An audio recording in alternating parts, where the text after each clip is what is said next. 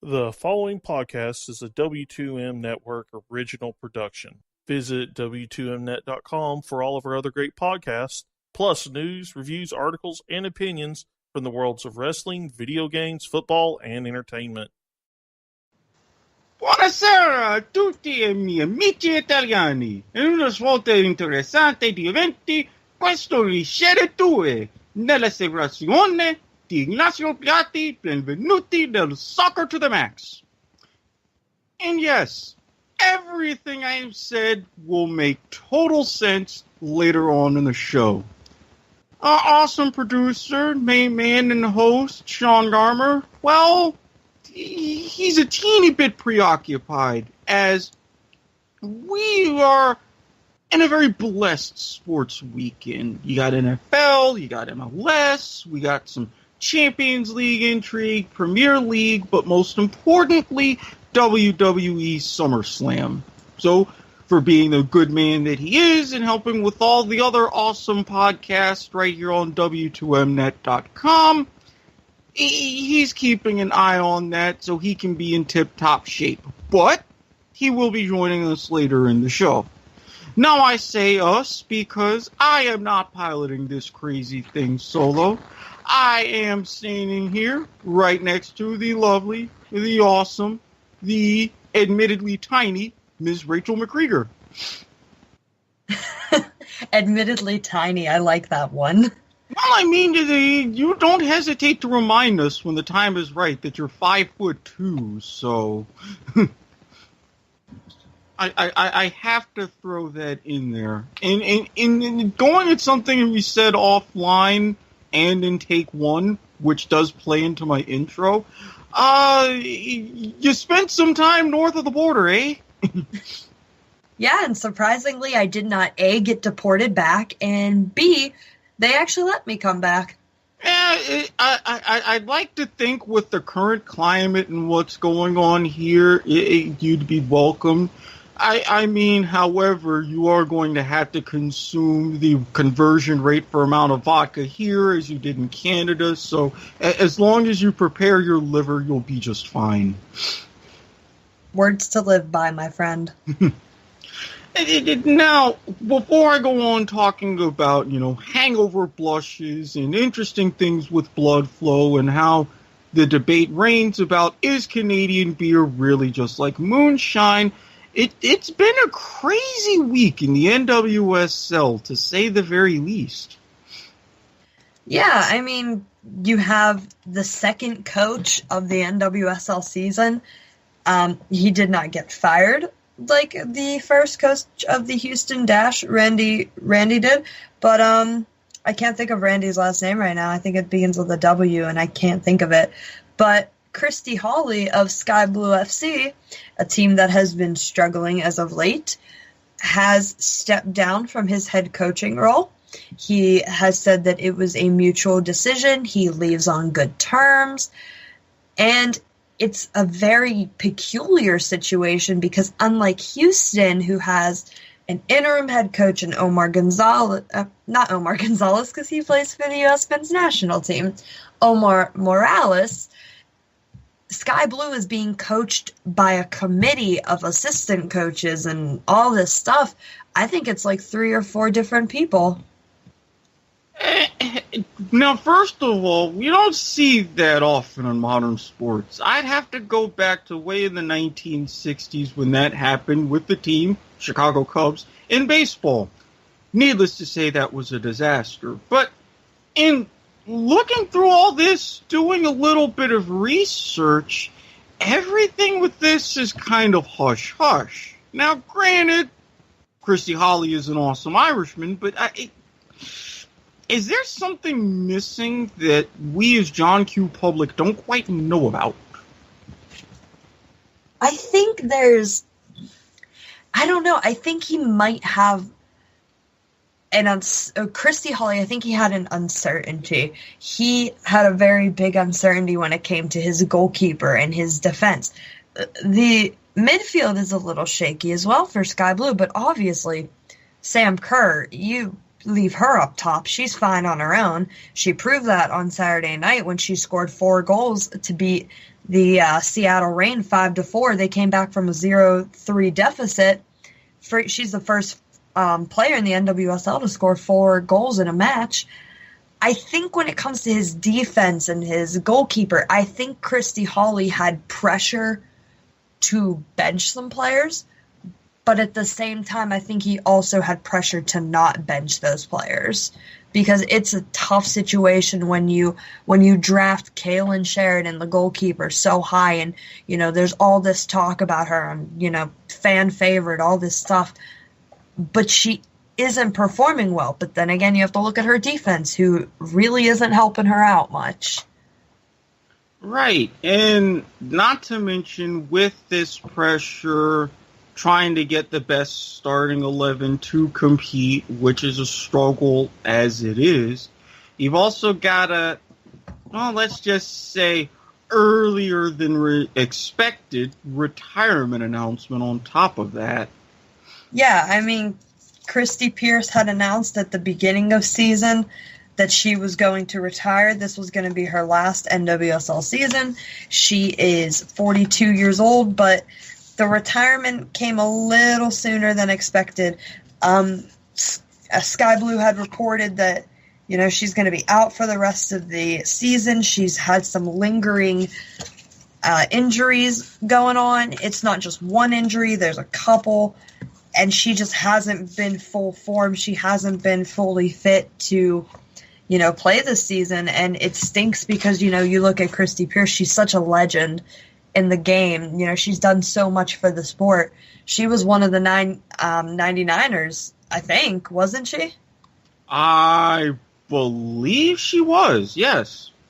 And it just really breaks your heart to see somebody go out like that. But, maybe she won't go out like that. Maybe there's more she'll want to offer. But, right now Sky Blue's going to have to deal with her, and that's with her being out. And that's tough because they were already such a struggling defense, even with her there.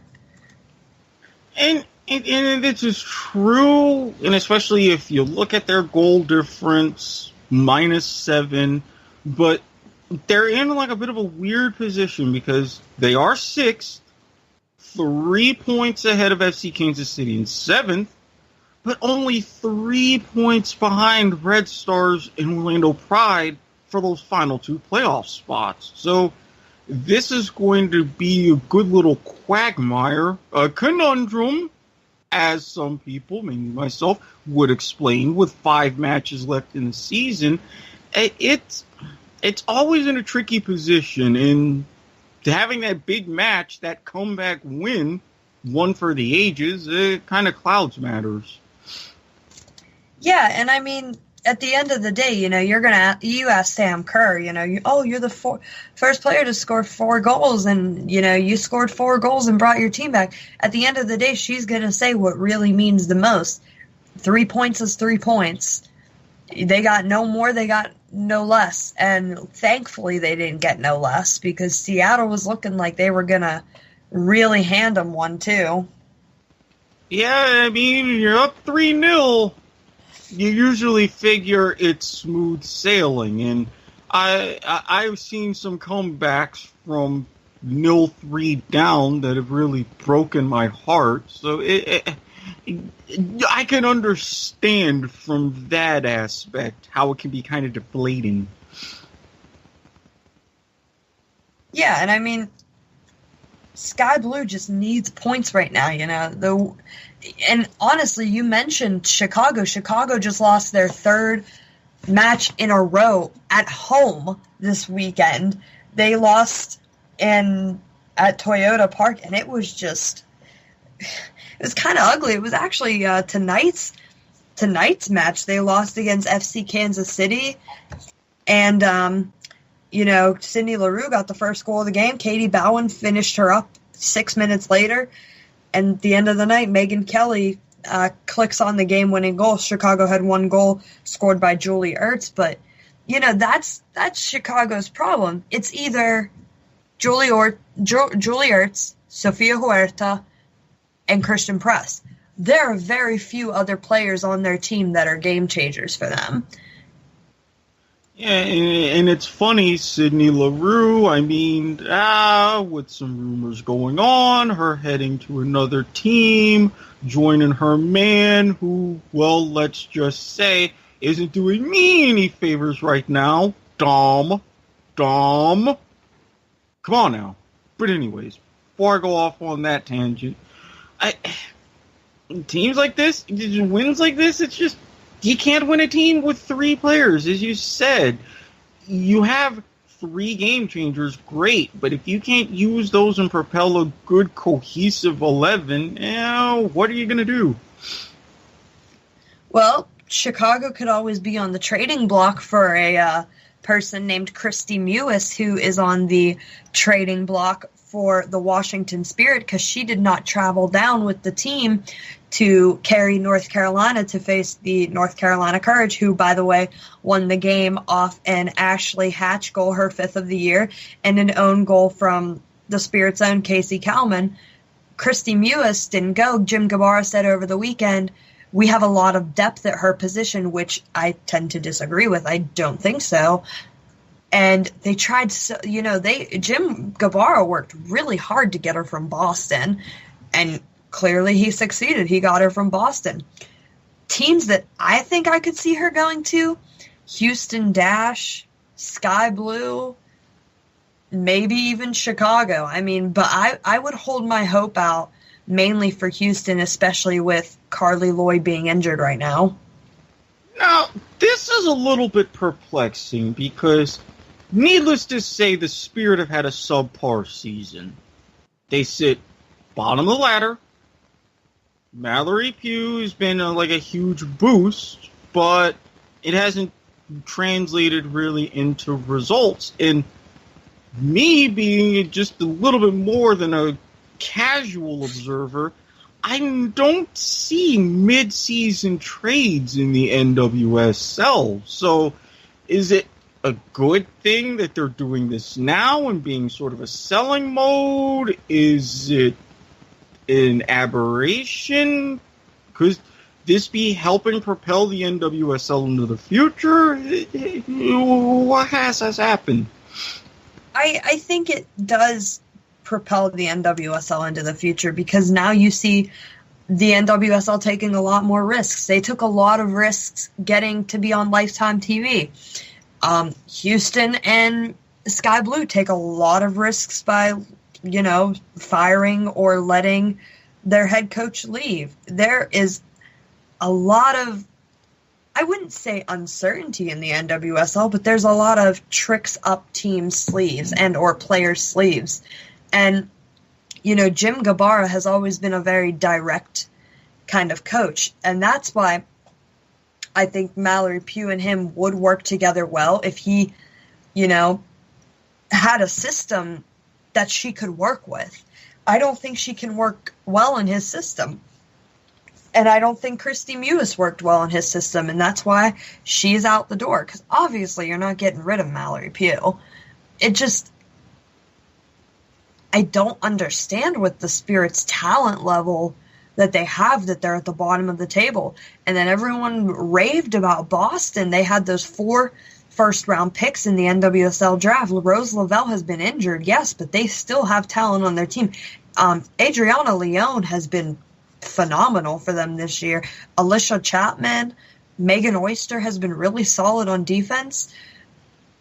Angela Salem, I don't think I can sing her praises enough. I still want her to get a call to the national team, along with Ashley Hatch. Well, I will say this. Washington, and I'll use one of our favorite words, and a word that has been near and dear to my heart, even more so over the last couple of weeks. They're part of this sports conundrum that's really sort of spread. You have this great, talented teams that just fall short of expectations and underperforms. I don't know what it is about the district, maybe the way that it's shaped, maybe it needs to go back to being a full square, complete some sort of geographical, astrological mojo. I have no idea. I would love to see how they do after the eclipse coming up.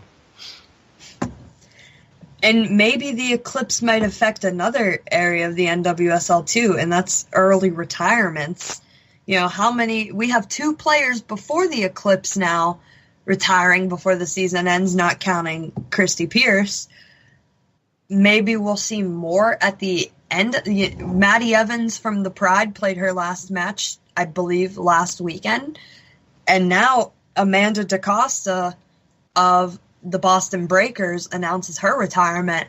And I love what Maddie Evans said last weekend during her presser after the match. She said, I'm 26 years old, and I'm making $16,000 a year in the NWSL.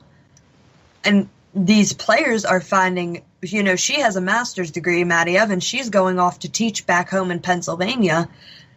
I don't believe DaCosta went into specifics about what she's doing, but, money is influencing these decisions. These players that aren't Alex Morgan's, Christy Sinclair's, Christie Pearce's, Julie Ertz, if you sense the pattern, those are all U.S. national team players. Mm-hmm. They're not getting paid these big bucks, and that's hurting them.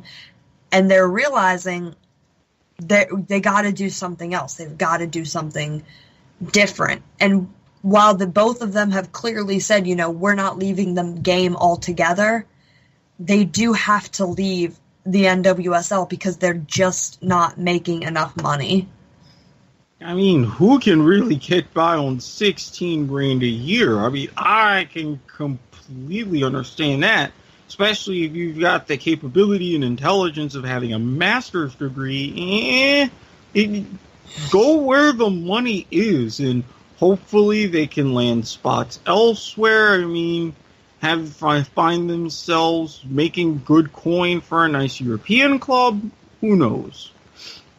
On the bright side, Amanda Acosta, she lined up to take a penalty kick for the Breakers, converted it. Maddie Evans had the chance to convert a penalty kick last weekend, but she missed it. Both of the Pride's goals were scored by Alex Morgan, and her first was unassisted, while her second was assisted by her U.S. national teammate, McKriger. But, like you said, Erik, we could maybe see Alex Morgan goals assisted by Sydney Leroux, Sydney Leroux goals assisted by Alex Morgan. There's talk, Dom Dwyer had said this week on a podcast, Sydney might be coming to Orlando. And he said, don't quote me on that, or you didn't hear that from me, something like that. But, 5 matches left in the regular season. Dom, first of all, where you been with my Lions, bro? We brought you home. We welcomed you. Had the Lions in the airport. Little disconnect here. And don't tease me if you got your girl coming down, showing up, and maybe tinkering and helping the Pride with the playoff push. Don't do this to me, Dom. Don't pull a double whammy. Not now. Not this time of year. Lastly, in the NWSL, one team that you think is going to be making the playoffs is the Portland Thorns. They won their match this weekend against the Houston Dash. Lindsey Horan, Amanda Dine-Henry both scored. Nadia Nadim came back from the Euros. She assisted Henri's goal. I said Henry, and I forgot that she's French, so it is Henri. And Horan's goal was assisted by Megan Klingenberg. I think Megan Klingenberg is kind of saying, hey, screw you, Jill. I should have been in your U.S. women's national team roster last time. I think she's leading the Thorns in assists this season. Jill? Really, Jill? We saw the Tournament of Nations. She was right there. And for Houston, Miss Rachael Dolly got herself a red card. She was shown a yellow card in the 73rd minute. 6 minutes later, in the 79th minute, boom, second yellow card turns into a red. How do you... 6 minutes? 6 minutes? Really? Yep. Don't you think the ref would kind of remember what you did? It's football is a fickle mistress. It is. But I will say, you've mentioned this before with the big Portland match. Yes, they're making a push, trying to still get within arm's reach and stay there, North Carolina, for top of the table. And Providence Park was popping over the weekend. Over 19,000 fans. That's the most number of fans that they've had this season at Providence Park. And, you know, there's still matches left there. You know, they could break that record again. Anytime you hear that level of attendance number at a wonderful facility like Providence Park, you think, yeah, what does that say when you're showing up more to that than to Trailblazers games? Portland? I know it's one of those things that keep Portland weird, and this is all good. So hopefully this means you keep showing love to everybody. Hint, hint.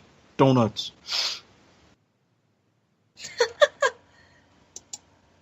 But yeah, that's basically it for the NWSL. A lot happened this week, though. It was definitely not a quiet week. Well, you're getting into August. You're in the stretch run. You got, several teams, 3rd through 8th, are only separated by 6 points. So you've got jockeying for position. You've got intrigue. You've got retirements. I mean, and if only the NWSL had decided, I don't know, not to be on Go 90 as well as Lifetime. I mean, really, you could have made inroads. Google, Silicon Valley, YouTube. They got their stuff. You got your stuff. It would help both places' images. It's a win-win situation. So just saying, throwing that into the universe. Anti-Go 90 here at Soccer to the Max. It's for a variety of reasons. And no, this isn't like my typical rants, which, by the way, all have substance, people. I see what some of you out there are thinking. This is just as legit as everything else. But alas, that concludes this portion of the show. I know Rachael is off to do some more of her big girl stuff. Overnight shift, baby. You see, I could never work overnight shifts because there's things at night that I want to do, and apparently if you do them at work, you'd end up arrested or on the news, and I have a weird enough reputation as is. No, you? There's been some rumors and some things and maybe some stuff on tape. It happens. It happens. Hey, whatever happens, happens, man. Exactly. But we will be right back, and we will bring on our awesome producer, Sean, to talk MLS, Champions League, and all of that other extra goodness.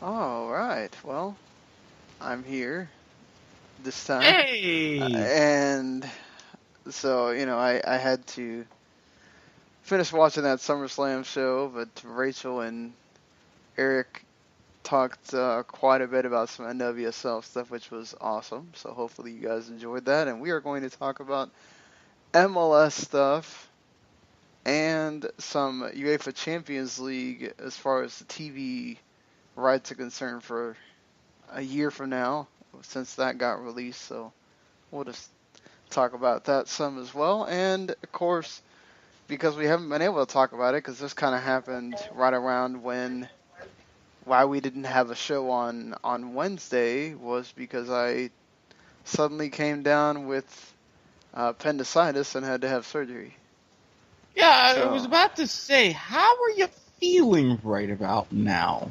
It's now technically Monday morning, so I'm feeling a lot better than I did right then. It's a lot easier to move around now, and it's kind of gotten me into, exercising a little bit, at least walking around more when I'm at home. I walk around a lot at work, but at home I usually am pretty sedentary, having to edit and do a lot of things, so it gets me to be more active most of the time. This is always why I try to walk to the store, because trust me, 8 hours in a cube staring at a computer, as you say, no bueno. No, I'll work 8 hours walking around or something, or lifting stuff, which that's going to be a journey when I do get back to work, because that's a lot of what I do. So, we'll see how that goes. It's usually a lot heavier than the 20-pound limit they gave me at the hospitals. But yeah, anyway, enough about stuff you guys probably don't care about too much, but either way, we do have the Pablo Mastroeni firing that we did not get to discuss, so we'll get to talk about that as well. But Erik, I mean, some interesting stuff in MLS this weekend. You had Ignacio Piatti putting on another show. 2 of them, actually. Brace on Wednesday, another brace on Saturday. Fantastic week for him and for the Impact as a whole. Yeah, certainly. I mean, he's been tremendous for Montreal for quite some times, and he's trying to get a new deal.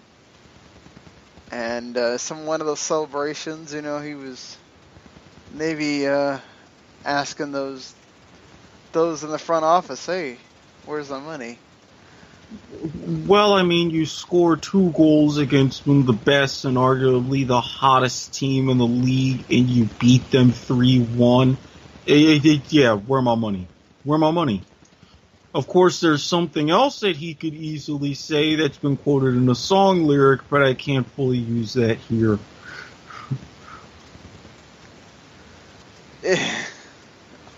Why not? Well, the first word happens to be one of my favorites, and it contains 4 letters, and I said it quite often on my latest episode of Point of Viewer, but nah. I mean, well, I'll think about it since it's technically after midnight. Fair enough. So I'm having to respond to somebody asking me questions here, but yeah, I think certainly for Montreal, the positive thing is they still have games in hand, and they are starting to climb up those charts. If they keep on this hot streak, maybe a team coming playoff time, I don't want to face them. Yes, and especially the fact that as good of a week as Montreal had, Chicago had an equally terrible week. With that loss and with the loss to Toronto, that East is looking a little bit more open than it was a week or 2 ago. Yeah, combined 1 goal in 2 games for Chicago, which is very rare for them. Normally they're the ones putting in the goals.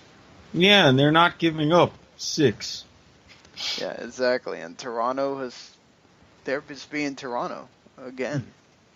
Just they have been, I'll be honest, coming from going to the hospital and everything, I didn't get to watch too many of the games this weekend. Erik, I think, did. So, what did you see in that Toronto game? Thankfully, with MLS Live, I was able to catch up, and with the Toronto game, I mean, Altidore, not much of a factor, but Giovinco really being Giovinco, a lockdown back line that was, especially against Chicago, that was really giving them no opportunities, and just not even having to crash the box, but getting key rebounds, setting up plays in the midfield.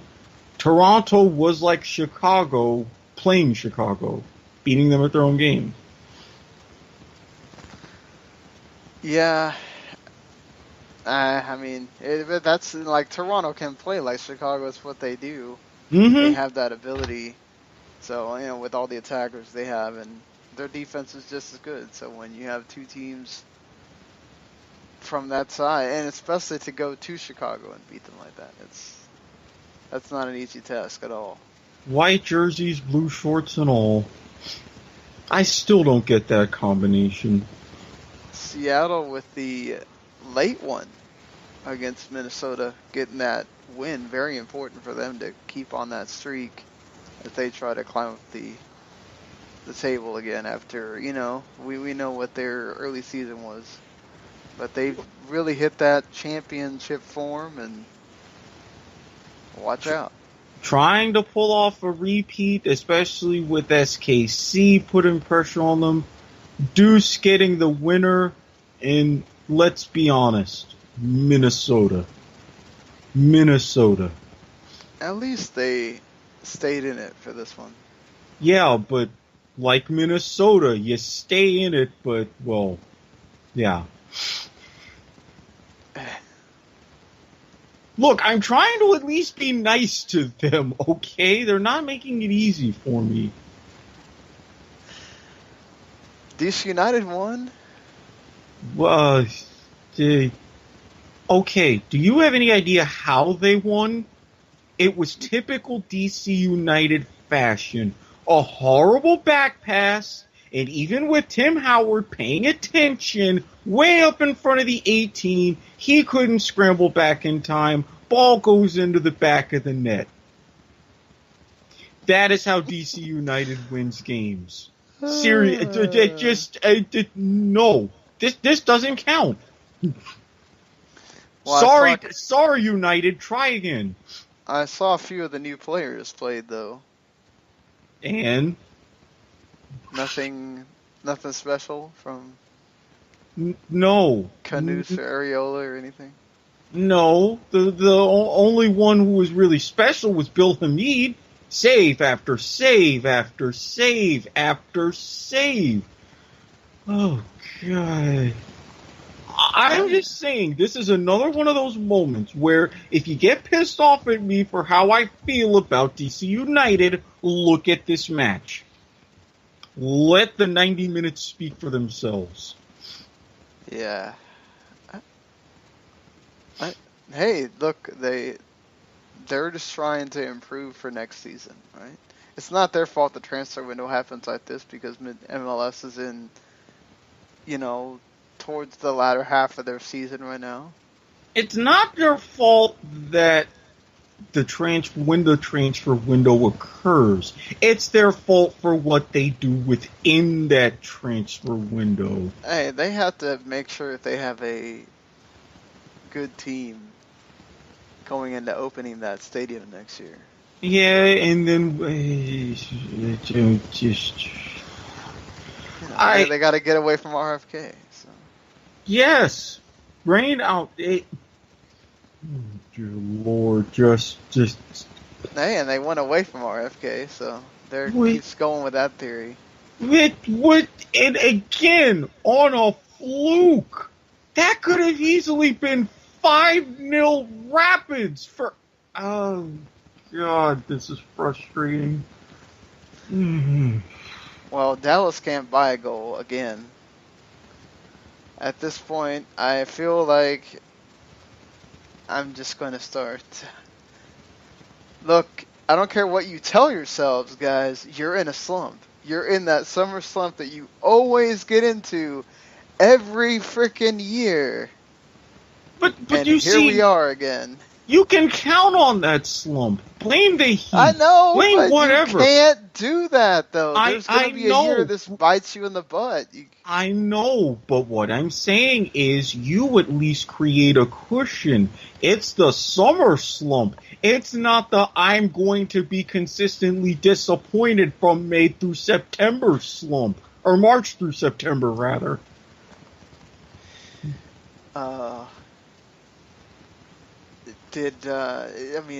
Sporting has also just had Dallas's number, really.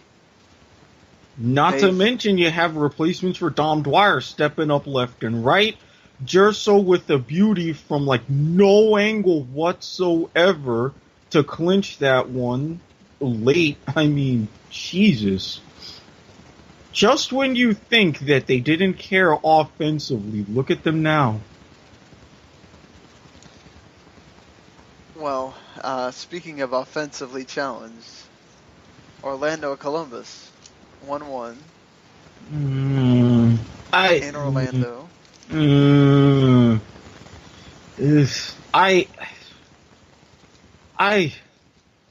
Okay, mathematically, it's hurt.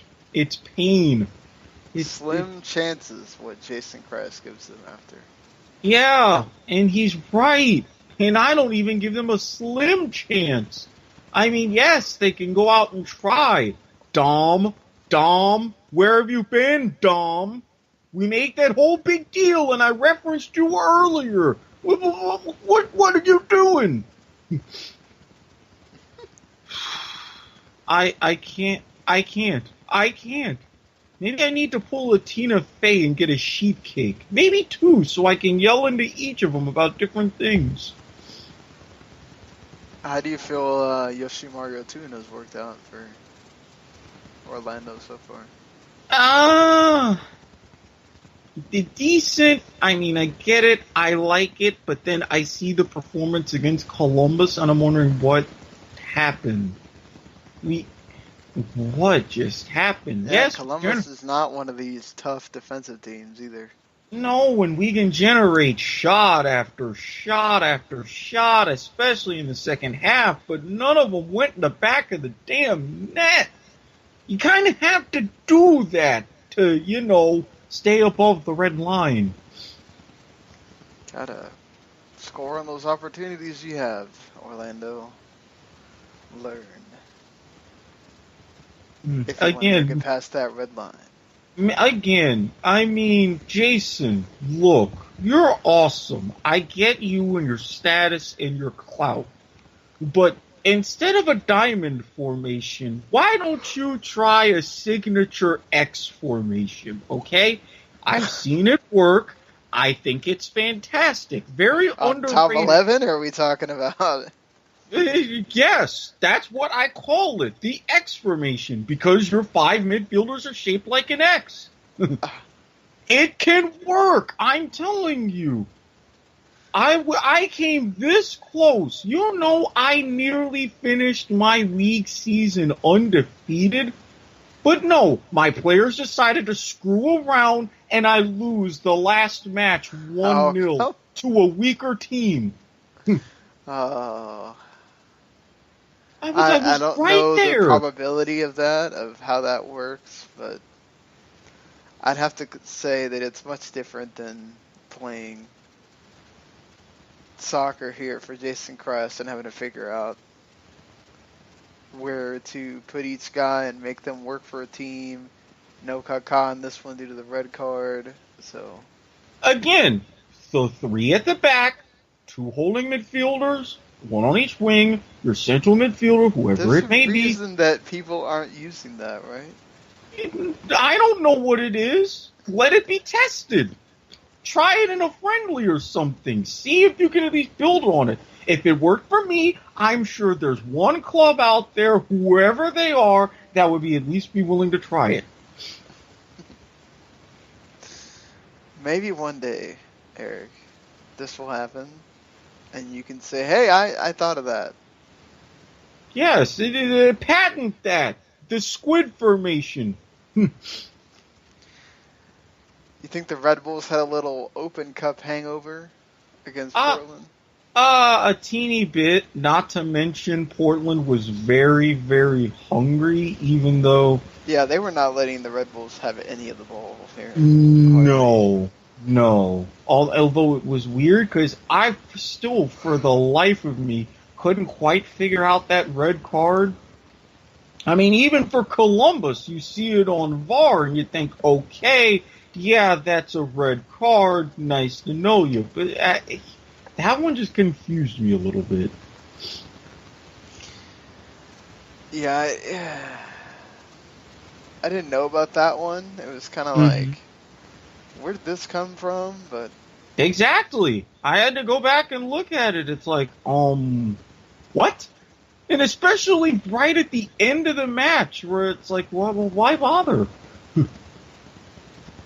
I mean, that might have been one of those that the disciplinary committee might have given him a red card anyway. Yeah. You're right. I just think, again, very weird timing. Houston continues their road woes, and Vancouver wins. I mean, Vancouver, I keep telling you about BC Place. Something like that, great play on the wings. I mean, Houston, well, I don't know. Maybe they need that heat and humidity to play better. Yeah, no Cubo Torres in this either, as Wilmer Cabrera left them at home. I kind of questioned that, but I was like, I may have made a bit of a difference. They probably could have gotten a draw out of that, but that's going to be an internal thing to look at. San Jose and Philadelphia drew. Yes, and we finally figured out a new nickname for Mr. Scrabble, Vaco. That's what they called him. I like it. I'm going to move forward. That's his name. He just calls himself Vaco. Yeah, but I mean, okay. Again, I don't know. See, just when I think I have something going, you go and you steal my thunder. Maybe I should go back to calling him Mr. Scrabble after all. Mr. Scrabble's a good, you need to tell Vaco that you have a nickname for him. See if he likes it. I wonder if he knows what Scrabble is. I wonder if he's on Twitter. Who doesn't know what Scrabble is? I'm sure foreign countries have their own versions of it. What's the game, like Word Friend or Words with Friends? Yeah, please, the powers that be, listen to my episode of Point of View, or do not make that a game show. No, just no. So what are you gonna do? Sit there and have the audience try to guess the word or something?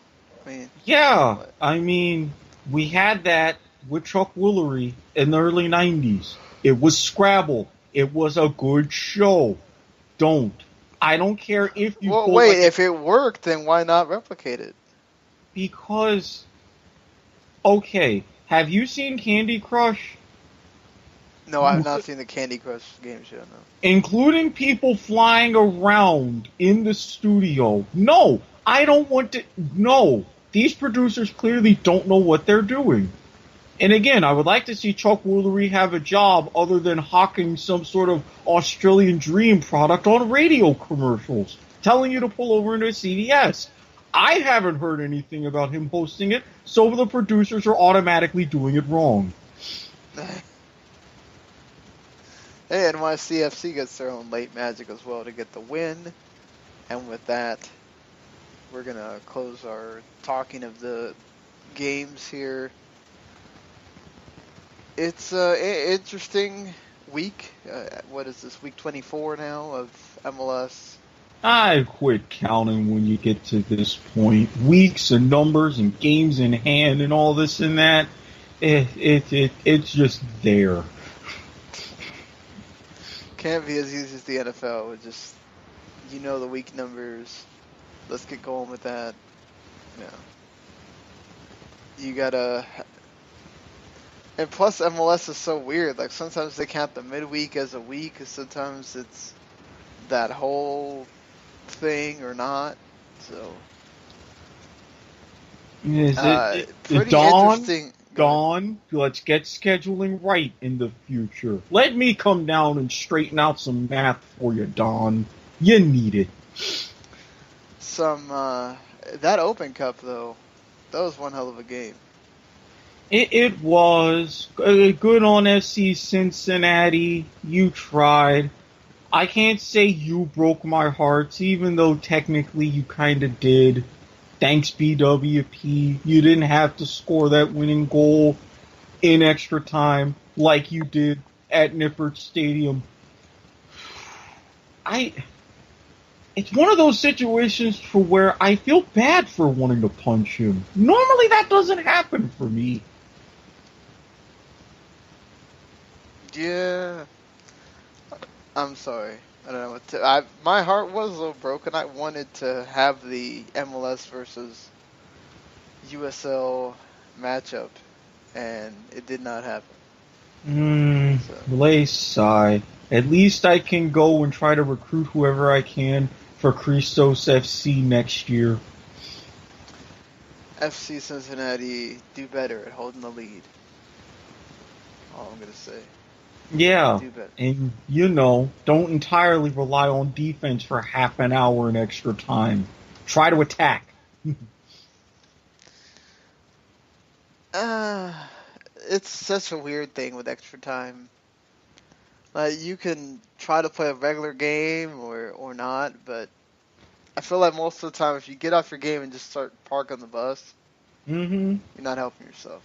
No, especially that you have a fourth sub now. I mean, it's like, hello. Now,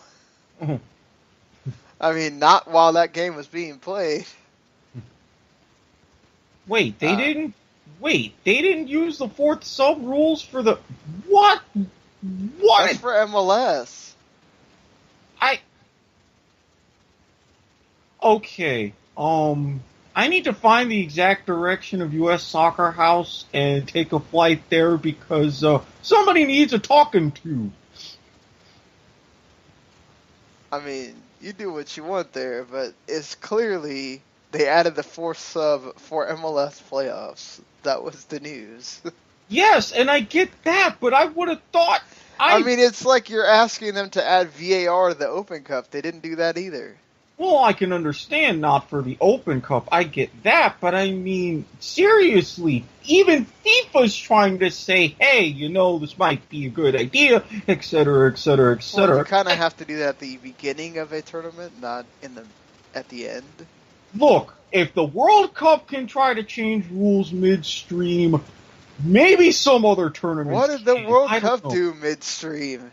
It was about qualification in the group stage and trying to avoid playoffs. I don't give a crap if it was 1958.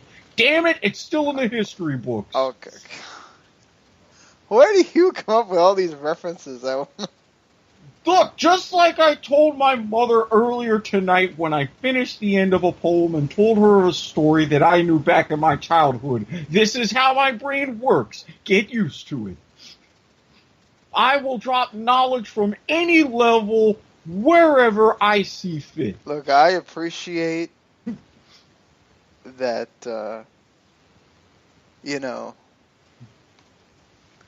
you are dropping knowledge on people, but that's just a weird reference.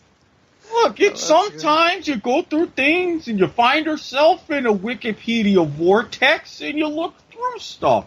And you see craziness, and you figure, hey, if I were to design a World Cup with my brand of 9-a-side football, maybe these are some things that I want to incorporate. Little mix of 54, a mix of 58. If you expand it, sprinkle in a mix of how they did it in 82. Keep up those little quirks. Oh my God. This is hilarious. But anyway, let's move on to talking about Pablo Mastroeni here. Pablo Mastroeni gets fired from Colorado Rapids. Colorado Rapids then put out a nice editorial to their fans in the Denver Post, basically saying that the Rapid way must evolve, and we have to start getting guys with higher soccer IQ, and that we want to be more attack-minded and have have players who are explosive and have good mobility, and their first instinct is to drive forward. So basically, you do what every coach on planet Earth does. Oh, this way didn't work, we're going to do the opposite way. Well, Thank you, Colorado, for that just stirring piece of news. Look, there. I get that somewhere Captain Obvious was behind the scenes taking a break from advertising for Hotels.com to give them this little way to kind of communicate to the fans. I get it. But if they're doing this, and the piece that came out with Tim Howard say, yeah, I get it, this is kind of what happened, yeah, it's on us. It is pretty much exactly why Mastroeni got the boot. You need to score goals to win. They weren't. And the fact play that... to win the game. No, but this is the truth. You don't play to kind of sit, park the bus, get lucky, put fans to sleep, which is a lot easier to do now in Denver thanks to certain substances, and win 1-0. It worked in 2010. It worked to an extent last year, but look at where you're finishing more often in the league. 10th, 11th. Look at where you're finishing in the West. Never better than 4th. At some point, you gotta flip a switch. Mastroeni, bless his heart, was never able to flip that switch. Yeah, fair enough. To be fair to him, I think they were playing exactly the way that he wanted them to play. Yeah. Their expected goals total was the same as, for and against in 2017. Mm-hmm. They just didn't get the luck that they had last year. Basically, that's what it comes down to. Exactly. Last year was an incredible year where they had a lot of things go their way, and they're playing more like they did after Oscar Pereira and in Mastroeni's other 2 years, where they were last. Yeah. And I think at some point, if you're the front office, you go, look, we're tired of seeing this. And the fans are tired of seeing it. Exactly. They went, and granted, there's only so many brownies that you can eat to make that brand of soccer better. So they figure, yeah, this ain't gonna work anymore. Well, you know who's also on this list of chances created from open play thing at the bottom? Mm-hmm. Is Vancouver, Montreal, Atlanta, Philadelphia. Actually, DC and Orlando are higher than both of those. Or all those teams. And what does that tell you? Orlando, I want to pull my hair out. DC, I want to set things on fire. Everybody else I pretty much respect, and they're doing okay.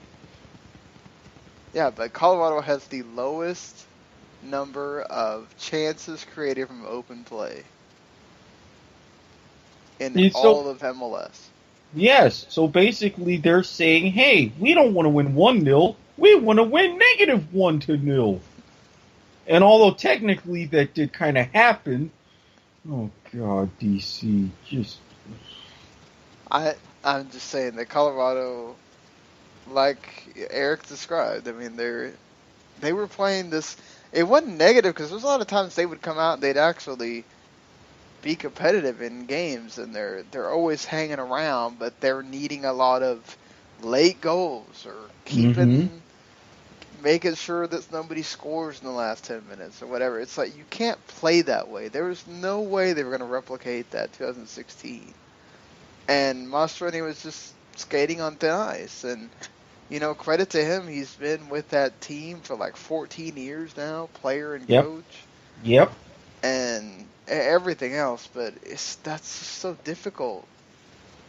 And he should have changed his system, but he didn't. And if you're not willing to adapt sometimes. See, Pablo, maybe you could have towards the end of some of these seasons when you're knowing you're in last place, you could have been the innovator and tried the X formation. What would it have hurt you then? Could you imagine? What would it hurt you now? You're not wrong. I'm just saying. I know you're sitting there thinking I'm crazy, but visualize it. Would it really have been that bad? I mean, Ben, DC, you really want to get back into my good graces? You try the X formation. What have you got to lose? Nothing right now. Alrighty then. Let's get this going. Hashtag X formation. Do it. Alright, so we're going to move away from the American game here just to talk about a few things we're going to talk about now some of this is also just things that's not happening right now. They're happening in a year from now, but it's important because I think people look at the TV landscape right now and they go, oh, I don't like that this is on Fox, or that's on this, or that's on BN, or whatever. Now, you're going to maybe not like what Turner Sports, who own the Champions League rights for the next few years, are going to do with the UEFA Champions League and the Europa League, for that matter. So, from 2018 until the end of the 2021 season, more than 80% of games between Europa League and Champions League will be available on this over-the-top paid subscription streaming service, while fewer than 20% of the games will be on TV. The semifinals and the final will air on either TBS or TNT for Champions League, and the final will air for Europa League will air on TNT or TBS. Now, coinciding along with UEFA deciding that they're going to have double headers, Tuesdays and Wednesdays, 1 and 3 p.m. Eastern. There's no more 2:45, one game at 2:45 deal. I kind of get that because of fixture congestion in a way, but okay. Yeah, so now what's going to happen is that every time there's a Champions League game during the group stage, you're only going to get 2 games on Tuesday and 2 games on Wednesday. That's it on TV. You're not going to get this channel has this game, this channel has that game, this channel has this game. You're going to have to pay for this streaming service to watch all the other games. And I wonder how much they're going to ask. I wonder because the entire Europa League is going to be on that service except for the final. So they can ask for quite a bit because on their end they're saying, look at all these games that we're bringing you. And it's only going to be on True TV, by the way. True TV. We're not just practical jokers anymore. So, I mean, how do you feel about this? Obviously, ESPN is having their service soon with possible MLS Live gets nixed, and now you have it all on that ESPN service. Oh, okay. That does save a little bit of money. Well, not that it gets nixed, but you have the option of just paying for the ESPN service and not buying MLS Live by itself if you want.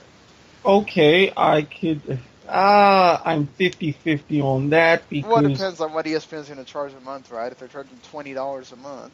Well, what ESPN's going to charge, and will they do like what MLS Live does and offer condensed matches? What you'll get with it if you stick with just ESPN is, well, you're already paying for the ESPN 3 service. So you get the MLS Live option with it, or whatever. I don't know if that allows you to have MLS. I don't think that allows you to have MLS Live. I think what that does is that you get all the games through that ESPN service instead of... Yeah. No dice. Yeah, so it's kind of like, the NWSL thing with Go 90. Like, they're all there, but you can only watch the full replays, and who the hell has time for that? No.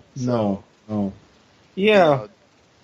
I mean, the thing is, you're still going to have the question of whether you pay for it or not, because aside from the MLS stuff, you're going to have other soccer leagues, MLB, NBA, NHL, extra games. Well, but my thing, going back to that specific scenario, before I go on to the stupidity of whatever form Ted Turner is in with this company and how it's nothing to do with it. Well, look, any man who will use a damn baseball team to advertise his superstation, all right? Okay. Now, before I go off on that tangent, let me say this. With the ESPN and MLS Live version, I have ESPN. I pay for ESPN as part of my subscription for Comcast. Would I pay for that if I were to switch to a service like YouTube TV or Google Fiber? Odds are yes. Because I take advantage of ESPN, especially if they decide to man up and start showing more Australian rules football. Because for the love of God, no matter how bad my Bulldogs are doing and if they miss the playoffs or not, I'm still going to be of a desire to watch, especially at 1 o'clock in the morning. That said, if they were to offer the things that MLS Live offers, I would just go strictly through that and not pay for MLS Live. But if MLS Live is still going to offer things that they currently do now, I would still fork out a little bit of coin to pay for that. Going into this streaming service, it's stupid. Yes, I know, as you were kind enough to mention to me, True TV has more viewers than FS1. I would love to see a breakdown of those demographics, because I think FS1, I think of shows like Speak for Yourself, The Herd with Colin Cowherd. They've got a Good Morning show. They have, actual sports. True TV, it's just practical jokers, other reality shows that I don't even think exist Tuna doesn't anymore. have a sports station, though. Well, they kind of did. And remember, TBS, not only did they have a good chunk of MLB as part of their package, they had a split with ESPN for Sunday Night Football all the way from 87 well into the mid-90s. So they didn't have a dedicated sports station. But everybody knows, most people know True TV is part of the TNT and TBS family or whatever. They do. At one point, TBS didn't really air sports except for the Braves, and you kind of got used to them airing sports. Now people have gotten used to True TV being one of the places you go for the NCAA basketball tournament. And this is another tournament, basically. But instead of spreading all the games out like most of the other people do, they decided that this is going to be a casual audience kind of thing, which it kind of bothers me. It's like Premier League Pass, right? Premier League Pass is a cool idea, but I think what the problem is that people are not thinking with their head. No. In that people don't have unlimited amounts of money. No. Okay, God, and no. also people don't have a limited amount of time. There are only 24 hours in a day. That doesn't change. How much can people pay to watch all this stuff? At some point, this goes away. And what we're going to wind up with, this is what's so funny about all these like subscription services. At some point, we're going to get to the point here where some of them might die, and we might go back to the whole, having cable wasn't such a bad thing. Yep. Because this ends up costing you even more money. Yep. If you want to just do the whole, I'm getting to pay what I want to watch. But if every one of these things costs $50, or this thing, they could even call for asking you to pay $100. Oh, no. I'm not saying that they are. I'm saying no. That I'm not saying that. I know that's not what you're saying. I'm just saying 100. Hell no. As Chris Rock used to say on A Living Color, good Lord, that's a lot of money. How about I give you $28 and you do this instead? I'm just wondering what kind of monthly fee, if they're going to even have that option, are they going to charge for? Because, again, we've seen once you go past like 12, people start going, I don't know about that. Well, it really depends. Like, look at YouTube TV. Yeah, it's $35 a month, but but that's different though. Like, I don't count those. Like, I pay $50 to PS View. Like, I'm talking about, like, this is more in line with, say, I guess your NFL Game Pass or MLS Live or whatever, which you pay, like $20 a month for if you wanted to pay monthly? Give or take 15, 20-ish. Yeah. So they could ask for that money because, again, to them, all they're seeing is, look at how many gains we're giving you on this thing. Yes, but you made up a brilliant point. Unless we slow down the Earth's rotation and give us a 28-hour day, we're preoccupied with other things. Not to mention, said 28-hour day would create a lot of issues with GPS and it would have terrible amounts of plane crashes. But that's a byproduct we don't need to discuss here. Do you think it's worth it if you say, obviously you can't watch all these all day, and that was never the idea, right? It was the idea that you could DVR the other games, and you could watch whichever ones wound up being good, or you think that that's still a good option, although it's behind a paywall now? No, because it's behind a paywall. Look, if I'm going to fall asleep through a 7 a.m. kickoff, I'm still going to fall asleep through that 7 a.m. kickoff if I'm paying an extra amount of money per month for something. That's not going to change. Well, realistically, we're not having 7 a.m. kickoffs here. Some of those times, 7, 8 a.m. Eastern. I'm not talking about the Premier League here. I'm talking about Champions League. Comes on at 1 p.m. in the Eastern. Okay, I'm going to risk my what pitiful job I have to go through and sit through that at work. Now, if this was the World Cup, maybe. And I may or may not have had Watch ESPN going on through my computer to see matches like Brazil and Mexico. I'm not saying that on the record. What I am saying on the record is no. 1 in the afternoon, 3 in the afternoon, I've got other things to do and other places to be. Now, granted, if it's one of those times, happens to be a Manchester United match, then okay. But you look at the sheer math of that, odds are slim. Now, the thing is, we don't know. Univision hasn't said what they're doing yet. So they could actually do what we saw Fox do, and they could just line those replays up, 1, 2, 3, 4, right after the other on Univision Deportes. And you can get them all that way, and you don't have to pay. Now, you got to deal with Spanish and not English if you're not like me or you or other people that either have a very good to good understanding of Spanish or just don't care about what language the commentary is in. Univision Deportes, el botón de sap, botón de sap, botón de sap. Do they have those are they going to have those for those games, though? Why do you think I was trying to subliminally suggest it, Sean? Do they have those for the Liga MX games? Not for Liga MX. Okay. I'm just saying, I know MLS they do, but, you know. Oh, no, and believe me, I've tried, but for me, it's just, I don't care.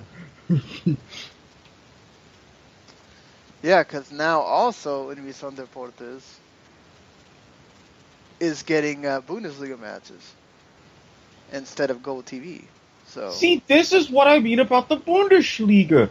The one time that I don't look up something in German, whatever the German word is for sneaky, please tweet me at Squid Sportshead. They're being very sneaky, but in a good way. Sneaking and getting better players. Sneaking and getting better development. Now sneaking into getting some good TV deals. I am not complaining. I think this is very admirable. Yeah, I think once Univision kind of shells their hand out here, that could go in direct contrast to what Turner's doing. And not to mention, when you say that you're going to, when you ever introduce that you're going to make people pay more money, guess what's going to happen? People ain't going to pay it. A lot of it? people that are just going to go, oh, I'll just illegally stream this, and they're not going to pay at all.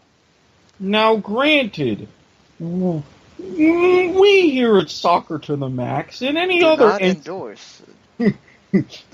No, we here at Soccer to the Max and any other entities of the W2M network do not endorse any sort of illegal streaming whatsoever, as it violates the rules of the Federal Communications Commission and other regulatory agencies set forth otherwise. However, if someone were to find themselves with an Amazon Fire Stick that you can conveniently purchase on eBay or other fine, reputable Hold on, platforms. I'm pretty sure all of us know about the Amazon Fire Stick thing. I don't use it because I don't have an Amazon Fire Stick. I do, But, and I used to. well, what I'm saying is that, people know how to do that if they want to. But this doesn't encourage them.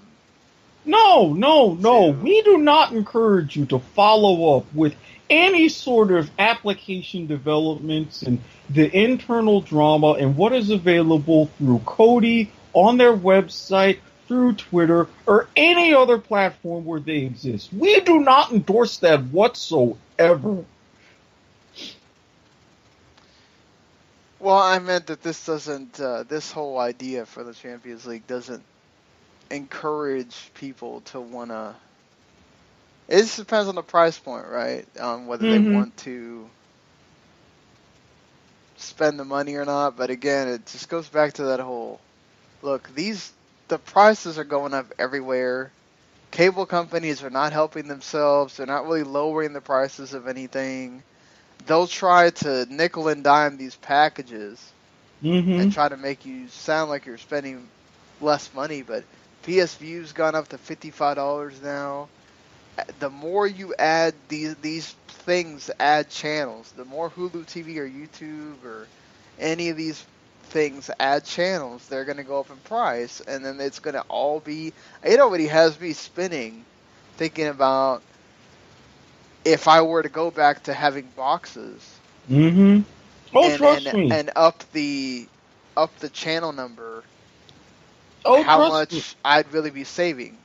Yeah, I've already told you about my current issues with Xfinity and how much I'm shelling out per month. Now, if there were a company that is trying to break into the market, that has successfully won a lawsuit, like Google, like with Google Fiber, and if they were smart enough to, as part of their plan, include something like, say, YouTube TV as part of their package, I mean, if you want internet, you can get a discount or maybe have YouTube TV included. I'm just saying, Google, these are very financially viable options, especially at the price point you're offering for your gigabit speed. Just something in consideration. I guess just to end on this, do you think that any of this has to do with Turner not having a sports station as to why they don't want to just clutter TNT or TBS?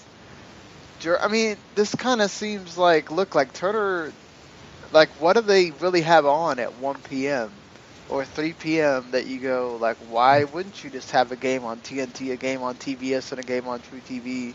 Impractical Jokers and probably reruns of Big Bang Theory or American Dad. That's my rough guess. Right, but I'm just saying, like... No, this is exactly why I am agreeing with you. You do this for baseball. You do this for the NCAA tournament. You advertise yourself. You don't even advertise TBS as a comedy station anymore. You've clearly begun to abandon that strategy, so in the afternoon, for people who have access to TV, give them Champions League matches. Yeah, seems kind of weird, but just wanted to discuss this for next year. This is how you'll be watching the UEFA Champions League, which is just about to start again this year. So they're in the qualifying stages, and should be fun to get into when that happens. But yeah, another weekend of soccer over here in the United States and around the world is over. There's some games on Monday, obviously, and until we are here talking to you about it again on Wednesday night, hopefully you enjoyed what you heard between what Rachel talked about earlier and what we discussed here. If you like what you hear, give us hit that subscribe button, write a review on iTunes or Stitcher, wherever. You can comment on YouTube, you can comment on WTMnet.com, on Last Word Radio, on through Blog Talk Radio. And you can also just hear us on W2Mnet.com as well. So until Wednesday night, we'll see you later, folks. Hashtag X formation. The following podcast is a W2M Network original production. Visit W2Mnet.com for all of our other great podcasts, plus news, reviews, articles, and opinions from the worlds of wrestling, video games, football, and entertainment.